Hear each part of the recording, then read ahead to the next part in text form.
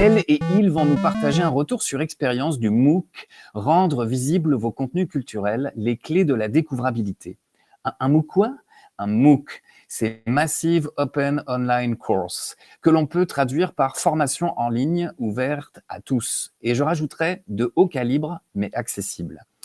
Elisabeth Magin est titulaire d'une maîtrise en sciences de l'information et spécialiste en gouvernance de l'information chez Synapse C. Elle est conseillère à l'organisation et à la circulation de l'information, responsable de la veille stratégique, de la gestion documentaire ainsi que des projets d'accompagnement en gouvernance des données et en découvrabilité. Andrés Cuellar est conseiller à la formation continue, profil techno-pédagogique chez Compétences Culture. Il anime également la boîte à lunch, un espace de rencontre virtuel de la communauté de pratique des responsables de la formation continue en culture du Québec. De plus, Andrés a une vaste expérience comme enseignant, formateur et examinateur. Frédéric Blasy travaille à l'Institut national de l'audiovisuel, donc l'INA, depuis 2000. Juriste de formation, il est également chef de projet en ingénierie documentaire. Il est spécialisé en management des données juridiques des archives audiovisuelles et a notamment obtenu pour ses travaux de recherche le prix iExpo, décerné par le Groupement français de l'industrie de l'information. Elisabeth, Andrés et Frédéric vont nous expliquer en fait la conception, la mise en œuvre et les impacts de ce partenariat France-Québec qui trouve un écho important dans toute la francophonie, où les participants et participantes sont invités à explorer, identifier et comprendre des mécanismes et stratégies pour rendre les contenus culturels en français découvrables dans ce vaste univers de contenus numériques et répondront ensuite à vos questions. Alors, avant d'accueillir mes trois invités, je vous invite à appuyer sur la touche F frénétiquement afin de jeter quelques confettis et une salve d'applaudissements.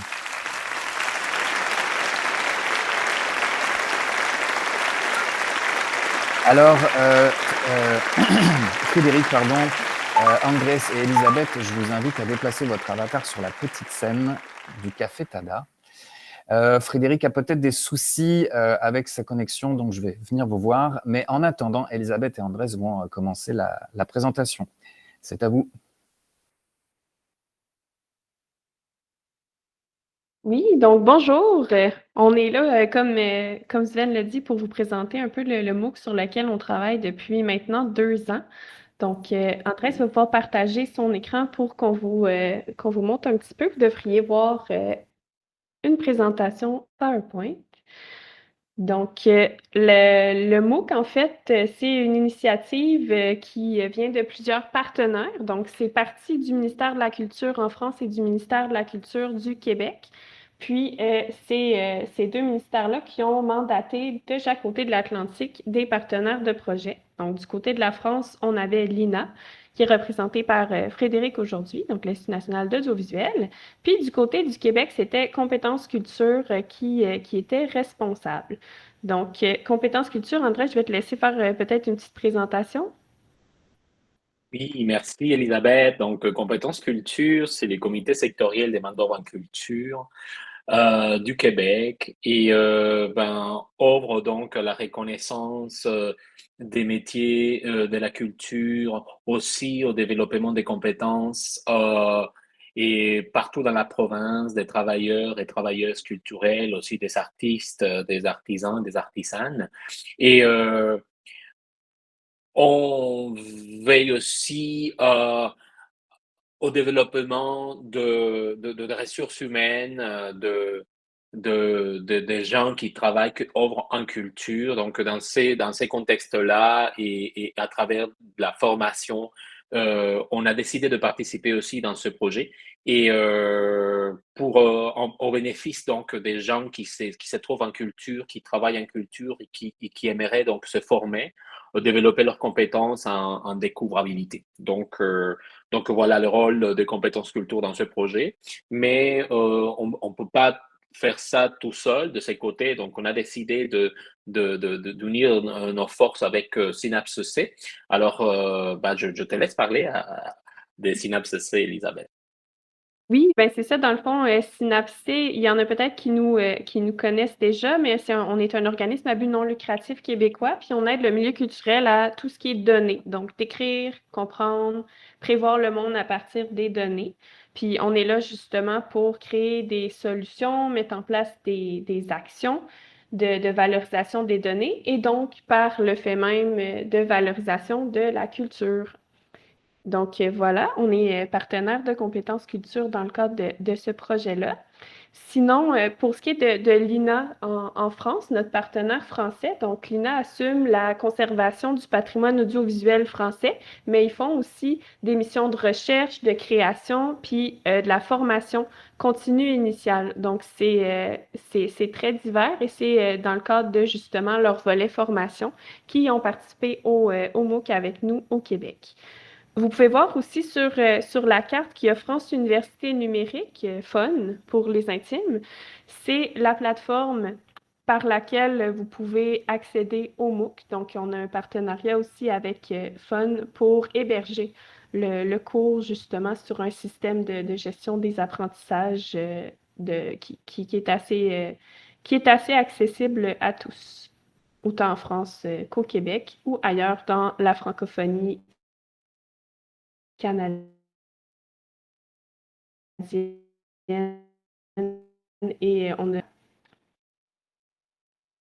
Andrés, je te passe la parole. Je pense que Sven a déjà introduit un peu ce que c'était un MOOC. Oui, en fait, merci Sven, hein, tu as déjà un peu démystifié ce que c'est qu'un MOOC. Donc, je viens juste confirmer que c'était une formation dans le fond. Donc, c'est une formation accessible et c'est une formation gratuite, c'est une formation ouverte et c'est une formation en ligne. Donc voilà, ce sont les caractéristiques d'un MOOC. Et donc, pourquoi un MOOC? Ben, parce que le MOOC ressemble beaucoup de personnes. Donc, Elisabeth vient de le dire. Et l'objectif principal, c'était bon, de former les gens qui se trouvent dans la province du Québec, mais aussi en France, mais en même temps, profiter d'un cours ouvert, gratuit, massif, pour pouvoir aller rejoindre les communautés de la francophonie canadienne et aussi de la francophonie mondiale. Donc, dans ce sens, on va vous parler tantôt de la retombée de ce cours dans les 2 premières éditions. Et, et aussi vous inviter à quelque chose donc à la fin. Ne partez pas parce qu'il y a un petit quelque chose à la fin de la présentation.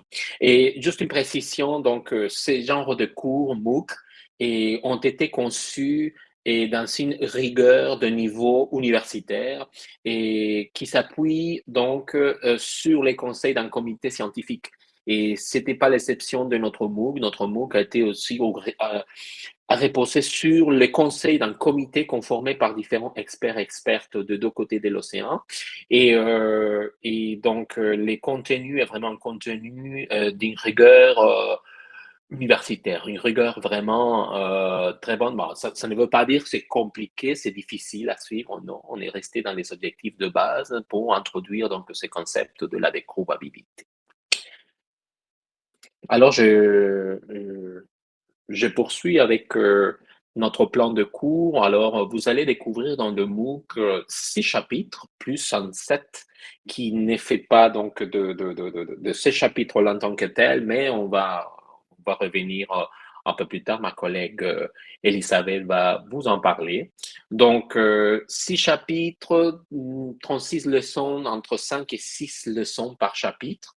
Et, euh, et 7 classes virtuelles en direct disponible en rediffusion qui forme donc c'est comme 16 chapitres 7 et dont on vous parlera plus tard. Et alors ça passe vraiment, on avait pensé à un parcours de l'apprenant, de l'apprenante qui peut être classique, c'est-à-dire que les personnes peuvent s'inscrire au MOOC de manière gratuite et peuvent commencer avec le chapitre 1, terminer les leçons du chapitre 1, passer au chapitre 2, chapitre 3 et ainsi de suite. ou bien aller à la pioche et dire, OK, ça m'intéresse seulement le chapitre 4 qui parle du potentiel de la recommandation pour la culture, ça me parle énormément, donc je vais aller directement à ce chapitre-là et je vais piocher 2 ou 3 leçons qui m'intéressent de l'intérieur de ce chapitre, et c'est comme ça que je vais accéder. Donc c'est possible. Les deux options sont ouvertes. Donc la manière classique d'aller de manière chronologique, ou bien à la pioche. Donc là, vous êtes libre vraiment de vous promener comme vous voulez. La seule motivation additionnelle, c'est que si vous terminez l'intégralité des leçons du MOOC, il y a des tests à la fin de chaque chapitre. Et si vous complétez le test, si vous réussissez, donc vous pouvez accéder, donc avoir un batch de réussite, et que vous pouvez aussi montrer dans vos réseaux sociaux, LinkedIn, etc., qui va aussi vous aider dans vos démarches de développement des compétences, justement, pour démontrer ce que vous avez appris dans le MOOC. Alors, donc, le chapitre numéro 1, vous pouvez voir ici les différentes leçons, et qui commencent très général avec la présentation de la mission franco-québécoise sur la découvrabilité, en passant par la définition ou les définitions du concept de découvrabilité qui est en évolution constante. Et après, on se fait des réflexions sur les enjeux de diversité culturelle et linguistique au sein de la découvrabilité. Et en passant aussi par les leviers, quels leviers activer pour, améliorer la découvrabilité, et où on en est par rapport à la recherche. Et donc, on fait un tour d'horizon sur la recherche concernant la découvrabilité. Et pour finir, donc, dans la régulation de la visibilité numérique dans les cas québécois et français. Donc, en parallèle, une leçon qui comporte 2 capsules, une capsule tournée au Québec qui explique donc la loi au Québec, et une autre capsule qui explique donc la loi en France. Le chapitre 2, en fait, là, on tombe vraiment dans les données descriptives pour être un petit peu plus précis. Donc, la première leçon est sur les données structurées, une espèce de petite introduction au web sémantique. La deuxième leçon, on parle ici de référencement et de moteur de recherche. Donc, ça, c'est un sujet qui est souvent très, très recherché, très important justement au niveau du marketing. Ensuite, les données descriptives, donc dans leur rôle, mais aussi dans leur format, dans leur standard, puis dans leur gestion et dans leur gouvernance là, pour pouvoir les organiser un petit peu, puis que ça ait l'air un petit peu moins épeurant à voir du côté des données qu'on peut posséder sur nos contenus culturels. Donc après les données, donc on passe donc stratégie de marketing numérique, c'est le chapitre 3, donc qui nous invite à avoir des stratégies pour rejoindre le public, pour comprendre un peu plus les données descriptives, les cycles de vie et de ces données-là. Et aussi, on passe par comment utiliser des sources d'exploitation pour les réseaux sociaux, donc comment optimiser et l'adéquabilité dans les réseaux sociaux, et alors ensuite collecter les données d'usage et exploiter ces mêmes données. Donc tout ça dans le chapitre 3. Dans le chapitre 4, on tombe un petit peu plus dans les questions d'intelligence artificielle. Donc, on va explorer un petit peu les systèmes de recommandation et les algorithmes.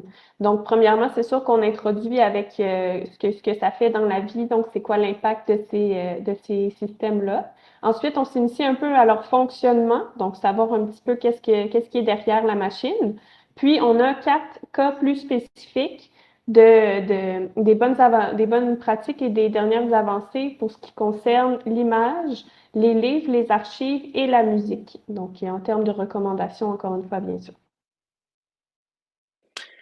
Et les chapitres 5, donc on parle des enjeux des données ouvertes, des données libres pour les institutions culturelles.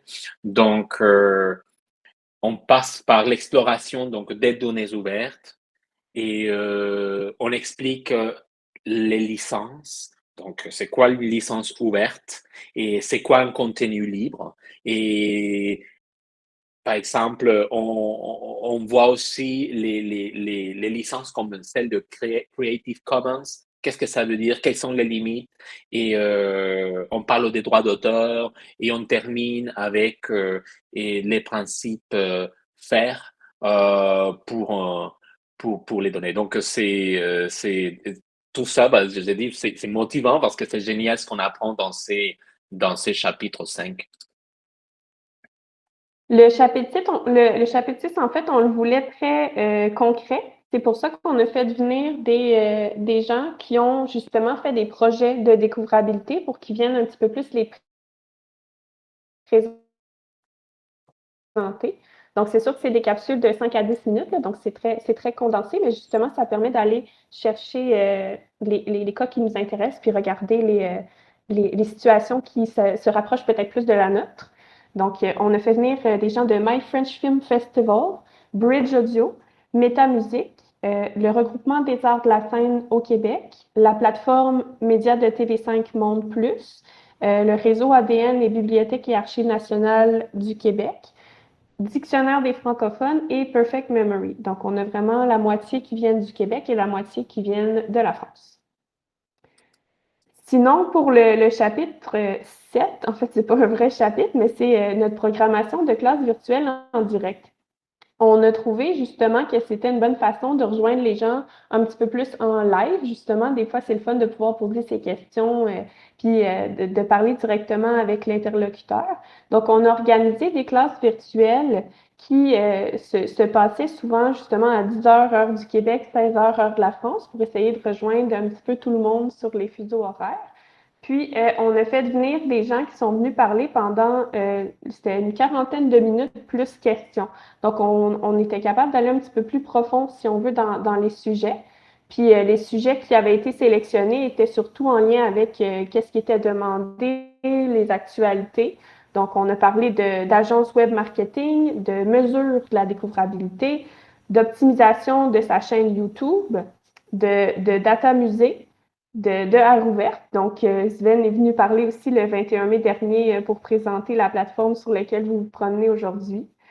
Puis, on a parlé aussi d'IA, donc IA générative du côté de la protection des œuvres et des auteurs et tout ce qui est le droit d'auteur.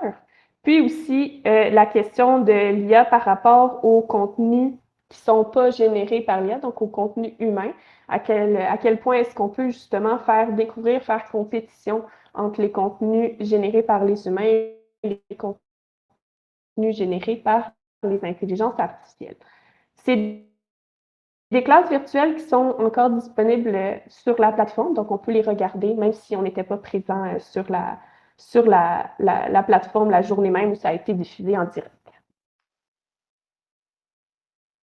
Donc voilà. Vous avez remarqué qu'on avait comme beaucoup de capsules, beaucoup de classes virtuelles. Donc c'est 40 experts en fait au total de la France et du Québec qui ont participé à ce cours-là. Donc là, vous voyez la liste qui est très, très longue.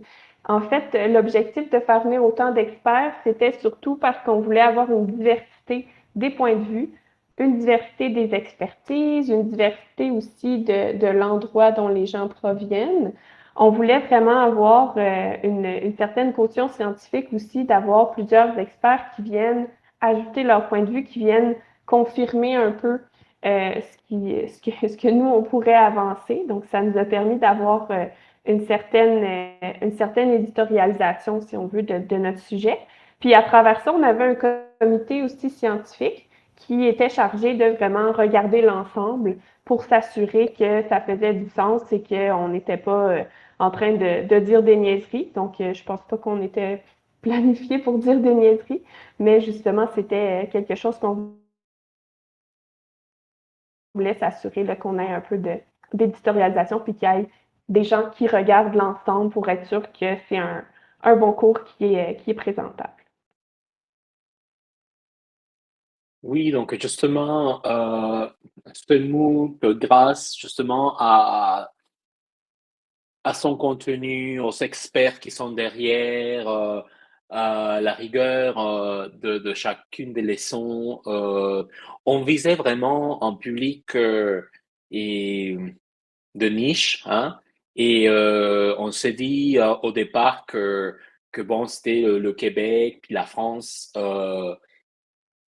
Et on a été surpris de voir comment les gens du monde ont commencé à répondre favorablement aux inscriptions. Et ben, pour les deux sessions, on est à la session 2 justement en ce moment.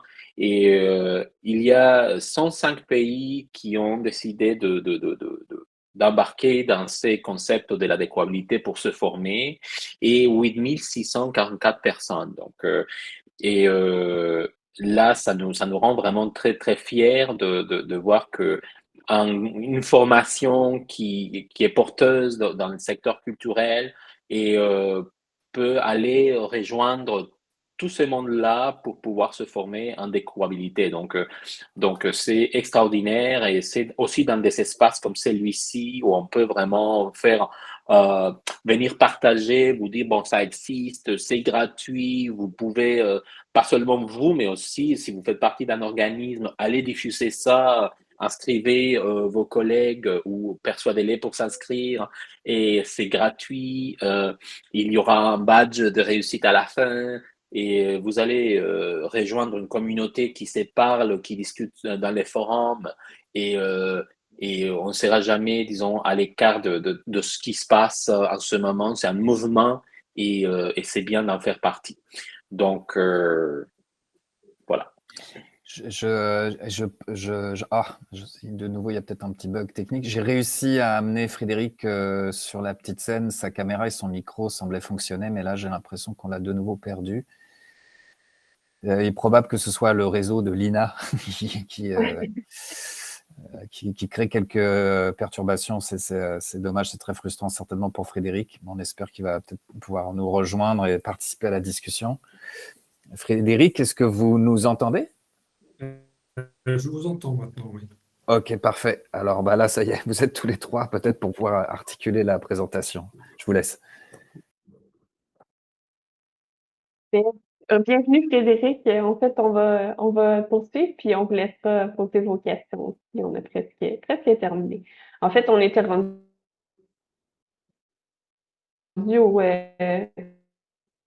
au comment. Comme ça fait déjà 2 sessions qu'on a déjà que le MOOC fonctionne, on a pu recueillir quand même du feedback de la part des apprenants. Donc, on a un forum, puis on a un sondage aussi qui était rempli à la fin du cours où on a pu recueillir des commentaires. Puis, ce qui revenait souvent, c'est que le fait que le MOOC soit gratuit, justement, ça rend ça très accessible, puis les gens peuvent apprendre justement sans avoir à investir un gros montant. On a aussi eu des réponses par rapport aux résumés puis aux transcriptions. Donc, on a voulu offrir d'autres façons aussi d'apprendre que de regarder les vidéos. Donc, on a des transcriptions aussi pour ceux qui préfèrent lire ou des petits résumés pour ceux qui seraient pressés ou qui voudraient choisir lesquelles des capsules ils préfèrent regarder. Puis, donc, c'est ça. Ça a été relativement, en fait, très positif, les commentaires qu'on a reçus. Donc, c'est ce qui nous encourage aussi à continuer dans cette voie-là. Merci Elisabeth. Donc, et ça, c'est une invitation donc au bénéfice du sommet de la francophonie, de cet événement d'aujourd'hui, de la présentation sur cet espace complètement TADA. Et on a prolongé donc la session 2 du MOOC et à partir du 2 octobre dernier, donc les inscriptions sont ouvertes. Donc vous pouvez flasher les codes QR qui s'affichent à l'écran en ce moment pour pouvoir donc aller lire davantage et beaucoup d'informations sur les MOOC, le cours, les différentes, disons, voir en détail les différentes leçons, etc. Et cliquer sur s'inscrire pour pouvoir aller à la plateforme FunMOOC et vous inscrire. Donc là, ces codes QR va vous amener à cultive.ca/MOOC, donc Cultive, et c'est la plateforme de développement professionnel en culture où il y a des offres d'emploi, il y a aussi de campagnes de valorisation des métiers en culture, comme Culture et moi, et aussi il y a donc le MOOC et rendre visible vos contenus culturels, les clés de la découvrabilité. Alors là, vous pouvez aller voir aussi, vous balader un peu sur cultive.ca pour découvrir ce qu'il y a. Bon, bah, ça fait partie de la découvrabilité aussi, donc j'en profite pour faire un peu la pub. Et vous annoncez de la même façon qu'il y aura une session 3 à venir et fin de l'hiver 2025. Donc, restez à l'affût et pour cette session 3 avec davantage de nouvelles classes virtuelles en direct. Alors là, bah, je laisse mon collègue Frédéric nous dire un mot. D'abord, je suis vraiment désolé d'avoir eu ces petits problèmes techniques, c'est des problèmes de réseau. Mais je suis très content d'être ici, donc je suis sûr que Andrés et Elisabeth ont fait une présentation tout à fait complète du MOOC. Je peux vous donner deux mots sur l'INA, juste puisque peut-être qu'on n'a pas eu l'occasion d'en parler. Donc l'INA, l'Institut national de l'audiovisuel, qui est une institution d'archives, mais également de recherche audiovisuelle et de formation, puisque nous sommes également une école. Donc c'est dans ce cadre-là où nous avons travaillé sur ce MOOC en apportant notre expertise concernant l'ingénierie pédagogique et sur la question de la découvrabilité, qui, pour la découvrabilité des archives en tout cas, est aussi une grande préoccupation pour nous à l'INA.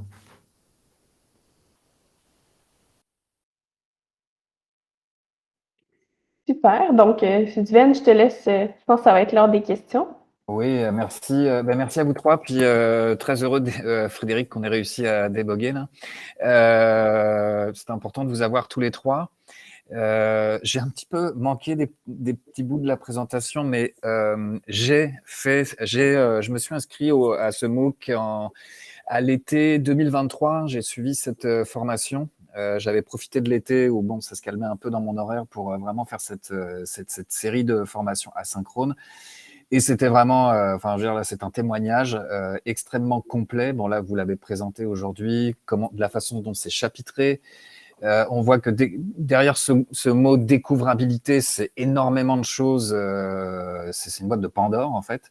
Et je trouve que vous avez réussi à organiser cette formation de manière vraiment, évidemment, intelligente, mais intelligible, accessible. Je parlais d'une formation de haut calibre, mais c'est quand même, je dirais, on y va vraiment étape par étape.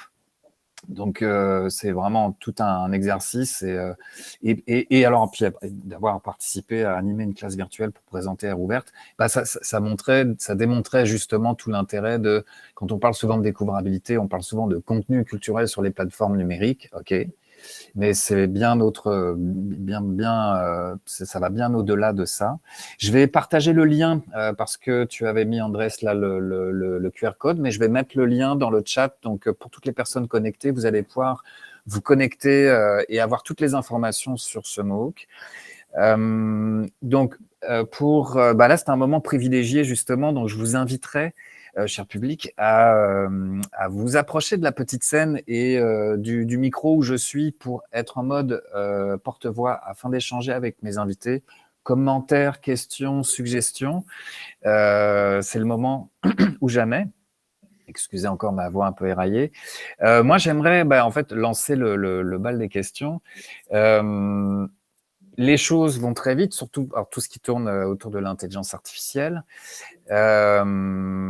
J'ai certainement peut-être manqué un bout dans la présentation, mais comment vous vous rendez compte et comment vous organisez votre comité pour dire, OK, là, tel chapitre, manifestement, c'est un petit peu dépassé dans le temps, où il va falloir peut-être le mettre un peu en perspective, peut-être dans le sens oui, comme le chapitre 1, on est beaucoup sur l'historique ou sur les phénomènes de souveraineté culturelle, mais par rapport à des points, je dirais, plus précis, plus techniques, quelle est votre manière de réactiver? Est-ce que vous allez recontacter un ou une consultante pour dire, écoutez, là, il y a un petit bout qu'on aimerait enrichir, peut-être modifier dans le montage? Enfin, comment ça peut se passer? C'est quoi votre agilité pour toujours garder une réactivité sur les derniers événements. Et donc, vraiment, j'ai l'impression beaucoup plus sur l'intelligence artificielle, mais ça peut être au-delà aussi.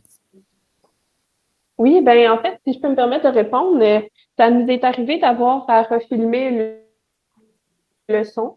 Donc, c'est au niveau des sessions qu'on revoit justement le contenu. Puis la capsule qu'on a dû refilmer, notamment, c'était concernant la loi C11, donc au niveau de la régulation numérique, qui est une loi justement canadienne qui a quand même beaucoup d'impact sur les grandes plateformes puis la découvrabilité. Donc, c'est quelque chose qui est la loi est passée, en fait, entre la session 1 et la session 2. Donc, avant, c'était plus hypothétique. Donc, là, on l'a refait, on l'a réactualisé pour être plus dans le descriptif. Puis, c'est sûr que c'est quelque chose qui va être appelé à évoluer encore, justement, puisque le CRTC est en train de se pencher là-dessus pour savoir comment l'articuler, cette loi-là. Donc, ça, c'est quelque chose qu'on va surveiller. Sinon, au niveau de l'IA, c'est sûr on a pu actualiser un peu notre contenu avec l'aide des classes virtuelles. Donc, comme les capsules, c'est 5 minutes, des fois, on va pas si creux que ça dans la capsule directement. Donc, c'est des classes virtuelles vraiment qui nous permettent de rester à jour. Mais c'est sûr que, dans le fond, avec la session 3, là, il va y avoir des contenus qui vont être actualisés. Puis, on verra aussi peut-être dans le futur, qu'est-ce que ça donne au niveau de l'actualisation de plus de contenu, voir la refonte, on ne sait pas. Peut-être que dans 5 ans, ça sera plus bon. Donc, ça va être à surveiller. Oui, en tout cas, pour complémenter ce que tu viens de dire, Elisabeth, aussi, c'est facilement repérable à l'intérieur du cours. On a comme une pinoche là, rouge, qui indique que ces contenus est un contenu ou soit nouveau ou qui est suivi de mise à jour. Donc, aussi pour les apprenants qui ont déjà suivi les sessions 1 et 2, ils peuvent facilement dire, oh tiens, ça, il y a de nouveaux contenus, donc je vais plutôt aller vers ces nouveaux contenus que de refaire le contenu que j'avais déjà fait avant. Donc aussi, c'est important de dire que voilà, ça va être facilement repérable à l'intérieur du plan de cours. Puis j'ai une autre question là, plus sur ce partenariat, je le disais en introduction, France-Québec, mais qui finalement, parce que je veux dire, il y a un effet, vous êtes une locomotive là, mais il y a vraiment un écho pour toute parce que là, quand on parle de découvrabilité, c'est justement par rapport à du contenu en français sur des plateformes qui sont majoritairement anglophones et puis fortement américaines. Et donc, ce que je trouve intéressant, c'est aussi dans cette alliance INA, Synapsé, Compétences Culture. J'imagine qu'au travers même de vos organisations et de ce que vous représentez entre la culture française et la culture québécoise, c'est comment réussir à monter un programme sur des enjeux qui sont finalement bien plus larges que la France et le Québec. Est-ce qu'il y a eu des apprentissages? Est-ce qu'il y a eu même entre vous, dans l'élaboration de ce MOOC, pas des biais, mais des axes où vraiment il n'y avait peut-être pas une perception égale sur certains sujets, sur certains points, et qu'il a fallu même réaccorder, je dirais, d'une certaine manière, les violons pour être sûr qu'on soit intelligible à l'ensemble et à plus largement que dans nos tissus culturels et artistiques français et québécois. Je ne sais pas si vous voulez répondre, mais en fait, j'oserais peut-être lancer que ça n'a pas été un de nos enjeux majeurs, dans le sens où on a découvert que c'était une thématique qui était quand même similaire pour beaucoup de pays, même qu'on a rencontré aussi des gens qui nous disaient peut-être dans d'autres langues aussi, ça pourrait être utile de se pencher sur la question. Donc, c'est sûr qu'au Québec, je pense que le terme est peut-être plus intégré dans les vocabulaires communs parce que c'est un terme qui est parti, si on veut, du Québec. Puis comme on est dans une situation aussi où on est entouré de pays anglophones, de provinces qui sont un petit peu plus anglophones, c'est peut-être quelque chose qui a résonné un petit peu plus au Québec. Mais au niveau du contenu, je dirais qu'on n'a pas eu de moment majeur où on s'est dit, oh mon Dieu, il y a un de nos experts qui a dit quelque chose, puis un autre expert aurait dit le contraire. Donc, ouais. ce qui est quand même quelque chose qui est soulevé quand on a plusieurs points de vue. Mais quand même, les gens avaient l'air de s'entendre justement pas mal sur les façons. Puis c'est sûr aussi qu'on s'est posé la question au niveau de la francophonie en général. On voulait pas non plus que ça sonne trop Québec centriste ou France centriste, là, si on veut. Donc, c'est quelque chose aussi qu'on s'est posé la question, puis on a voulu que les contenus soient applicables à d'autres contextes que le Québec et la France. Ça a été un peu dans l'éditorialisation qu'on a fait des choix justement pour approcher des experts, si on veut, qui ont des points de vue qui pourraient résonner ailleurs aussi dans le monde. Alors, côté français, on a découvert la découvrabilité, on va dire, puisque c'est un terme qui ne nous était pas familier, faut être tout à fait clair. Donc, ça nous a permis aussi de faire chez nous, on va dire, un peu d'évangélisation sur ce sujet, donc de sensibiliser plus d'acteurs, y compris à l'interne de l'INA, hein, tout simplement. Donc, d'aller voir d'autres directions. Alors, quelque part, c'était un peu Monsieur Jourdain, il faisait de la découvrabilité sans forcément avoir le terme.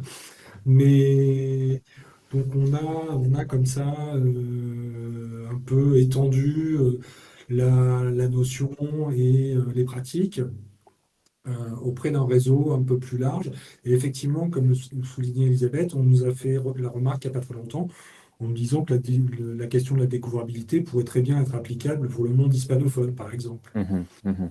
On rencontrait les mêmes problématiques d'être un peu noyé dans une masse de contenu anglophone et de vouloir faire ressortir un peu plus de contenu hispanophone. Donc, effectivement, le sommet de la francophonie était aussi une occasion de voir que c'était une problématique qui touchait au-delà de simplement la France et le Québec, puisqu'on a eu quand même sur les inscriptions pas mal de gens de la francophonie qui sont venus se former sur la thématique aussi. Oui, ça a vraiment eu un écho beaucoup plus large. Je trouve ça intéressant que le terme découvrabilité a été importé en France, parce que les enjeux sont certainement les mêmes, mais des fois, il faut trouver quand même le bon terme pour s'entendre autour même d'une définition. Excellent. Alors, je vais vérifier dans le chat s'il y a une question qui est posée, parce que je rappelle au public, là, vous pouvez vous déplacer auprès d'un micro juste pour échanger avec mes invités. Mais si votre avatar est extrêmement timide, vous pouvez juste poser votre question dans le chat. Il me fera plaisir de le partager. Ah, ok, parfait. Je vois le lien, Andrés, que tu as partagé. C'est celui que j'ai mis dans le chat pour tout le monde. Et j'espère que vous y avez eu accès. N'hésitez pas à lever la main ou quoi, là, si vous avez manqué cette information, je pourrais passer vous voir pour rediffuser ce lien, mais on va recommuniquer aussi dans nos médias sociaux. Encore une fois, parce que j'étais pas assez attentif à la présentation, est-ce que vous pouvez me rappeler le nombre de pays, donc là on parlait de francophonie, mais le nombre de pays qui se sont inscrits, ça représente combien de personnes, de combien de pays sur les différentes sessions, et puis un peu si vous avez une vision sur la marge de progression encore possible pour la troisième saison, mais en tout cas la troisième vague de ce MOOC. Parce que je ne sais pas si ça a été dit dans votre présentation, mais je me souviens qu'on en avait parlé dans la préparation de... Oui, en fait, c'est 8 644 personnes inscrites sur 105 pays. Donc, c'est clair que le pourcentage le plus fort de participation repose sur les publics français. Et je dis c'est sûr parce que au départ, les publics cibles français donc est plus dense, ils ont un volume des gens, et que celui du Québec ou du Canada francophone. Donc, au niveau de pourcentage, on pourrait dire que la France va au-delà du 60% des inscriptions et de ces totals que je viens de vous dire, et le Canada atteint presque le 13%. Ensuite, on a des pays francophones comme le Maroc, la Côte d'Ivoire, la Belgique, le Haïti, l'Algérie, le Sénégal, le Cameroun, etc. Mais aussi des pays, ces pays-là, ce sont des pays francophones, mais aussi à notre surprise, il y a aussi des pays qui ne sont pas francophones, mais il y a des francophiles Mhm. qui ont découvert le cours et qui ont répondu avec des inscriptions, avec des participations dans les classes virtuelles en direct. Donc, on a des pays comme le Brésil, comme et l'Espagne, comme l'Italie, l'Allemagne et la Russie, la Chine, les États-Unis, la Colombie, le Mexique, etc. Donc, des pays aussi où il y a des francophiles et qui ont répondu et qui, bah, on sait, bah, on vient de parler de ça, on a tous les mêmes enjeux et des découvrabilités et donc on veut se former. Donc il y a comme Mhm. une certaine inquiétude, curiosité aussi par la nouveauté qui représente ce néologisme. Et c'est vrai ce qu'il vient de dire Frédéric. On était la semaine dernière en France et justement pour présenter le MOOC dans le cadre du sommet de la francophonie. Et c'est vrai qu'il fallait commencer par dire découvrabilité, c'est quoi? Donc, c'était très intéressant de pouvoir. Donc, ce qui vient de dire Frédéric, c'est certain. Et il y a une sorte d'évangélisation de ça. Mais justement, parce que c'est un néologisme, parce que c'est une nouveauté, je pense que aussi les gens répondent à ça et veulent en savoir davantage. Bien sûr que derrière ça, il y a des concepts qu'on connaît et comme algorithmes, données descriptives, données voilà, de recommandations et référencement. On connaissait déjà ça, mais il fallait comme un mot qui regroupait le tout Mhm. pour parler de quelque chose en concret. Donc ce mot-là, donc c'est la découvrabilité. Non, c'est vraiment, c'est vraiment une vision transversale, là, ce MOOC. Puis, c'est ce que tu disais, Andrés, puis on le voit, nous, par rapport à, déjà nous-mêmes en tant qu'organisme, en tant que fédération, mais par rapport aussi à nos organismes membres, c'est jusqu'où ça vient modifier presque, ou du moins s'ajouter dans les mandats. On parle souvent de circulation des artistes, des œuvres, ou de circulation des expertises culturelles. Mais là, maintenant, on ajoute une couche qui est une couche, on va dire, numérique sur, OK, bah là, on est aussi sur la découvrabilité de contenu, on est dans des enjeux de plateforme et jusqu'où ça vient s'ajouter dans des tâches, dans des mandats et dans des visions de certains organismes, ou jusqu'où ça va ou pas. Ça veut dire acquérir de l'expertise au-delà du concept clé de découvrabilité, mais ça veut dire est-ce qu'on a quelqu'un ou est-ce qu'on va être capable d'avoir quelqu'un dans notre équipe qui va s'occuper de ce projet-là, parce que c'est énorme, et puis comment on va s'organiser dans un tissu, dans un écosystème, parce qu'on ne peut pas être tout seul à s'organiser avec ces enjeux-là. Et c'est toute la force de ce que vous présentez entre le chapitre 1 puis le chapitre 6, où vraiment on est dans des exemples très précis que tu as cité, Elisabeth, comme Métamusique, puis là je les oublie, mais bon, c'est des projets aussi qu'on accompagne auprès de nos organismes sur la métadonnée, mais ça veut dire qu'on parle de littératie numérique auprès même de nos membres. Enfin, il y a tout un degré d'apprentissage avant même d'aller vers cette quête du Graal de la découvrabilité, mais c'est la transformation de nos organismes à intégrer des nouveaux outils numériques, la pensée numérique, à savoir gérer de la donnée pour être capable justement à me donner 1 plus 1 plus 1, peser un peu dans des plateformes où on a l'impression qu'on n'a aucun poids. Puis alors après, il y a tout un enjeu politique, évidemment, aussi. Je vous remercie beaucoup pour votre présentation et puis ces compléments d'information. On pourrait en parler encore des heures, mais là, ça va être la fin de la pause de lunch pour la plupart des gens ici. J'aimerais, avant que vous quittiez, demander au public d'appuyer sur la touche F, de nouveau pour vous remercier et vous applaudir.